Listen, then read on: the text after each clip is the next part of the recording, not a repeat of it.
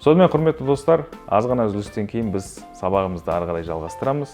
Бүгін және кейінгі тағы 2 сабақ біз сендермен біздің аниматор болып қалыптасуымызға керемет әсерін тигізетін 8 кітап жайлы әңгіме қозғайтын боламыз. Ассалаумағалейкум құрметті достар, бұл Ара Академиясы.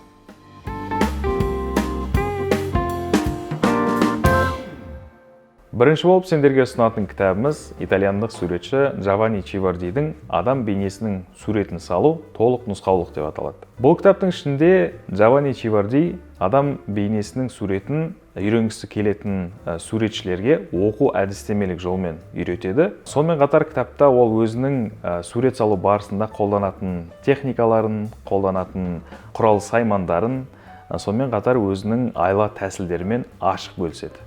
Егер тереңірек айтатын болсақ, ол адам денесін толықтай басынан аяқ салуды үйретеді. Сонымен қатар сендер оның ішінен сызықтың түрлері, сауатты жарықпен көлеңкені салу, композиция, динамикалық поза, статикалық поза, және де мынау киім, яғни киімдегі қыртыс деген сияқты сурет салу барысында сендерге үлкен көмегін тигізетін маңызды тақырыптарды ол кісі ашып айтып береді. Бұның барлығын ол суретші өзінің салған суреттерінің мысалында жеңіл түсіндіреді.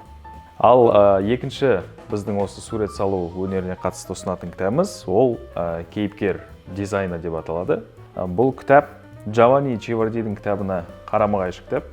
Неге? Өйткені Джованни Чиварди бізге адамның суретін оқу әдістемелік шынайы жолмен салуды үйретсе, бұл кейіпкер дизайны деген кітап сол қағидаларды, заңдылықтарды кішкене бұзып, бірақ сонымен қатар өзіңнің стиліңді табуға үйретеді. Бұл кітаптың бір ерекше тұсы, оның ішінде анимация, иллюстрация және ойын саласында едәуір жетістікке жеткен 6 суретші өз тәжірибесінің мысалында саған өзіңнің жеке стиліңді табуды үйретеді. Сабақтар барысында сен кейіпкерге оқиға ойластыру, кейіпкердің сауатты дизайнын жасау, оның түс үйлесімділігі, силуетінің оқылуы сияқты маңызды тақырыптарды өтетін боласың. Шығармашылықтан бөлек кітаптың ішінде сенің толыққанды маман болып қалыптасуыңа жақсы әсер ететін бірқатар тақырыптар қозғалады. Мысалы айтатын болсақ, ол күйіп кетпеу, мотивацияны жоғалтпау және қателесуден қорықпау. Біздің шағын ғана сабағымызды қорытындылай кетсек, бүгін біз сендермен сурет салуға үйрететін 2 кітаппен таныстық.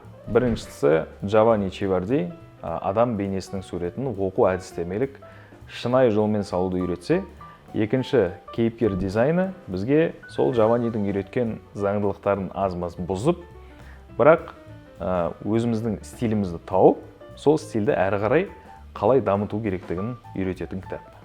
Енді осы сабақты көріп отқан адамда сурет салатын кітап деген бір не үшін бұны өтіп жатырмыз деген сұрақ туындауы мүмкін.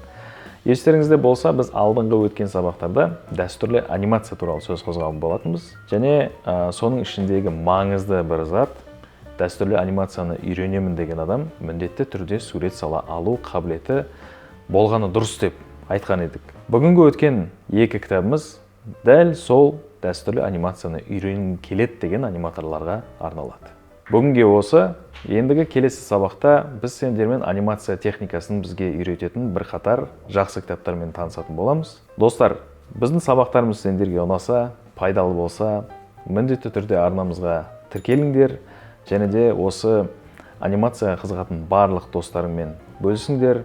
Қазақстанда анимацияның дамуына өздерің атсалысыңдар. Біз сендерді келесі сабақта асыға күтеміз.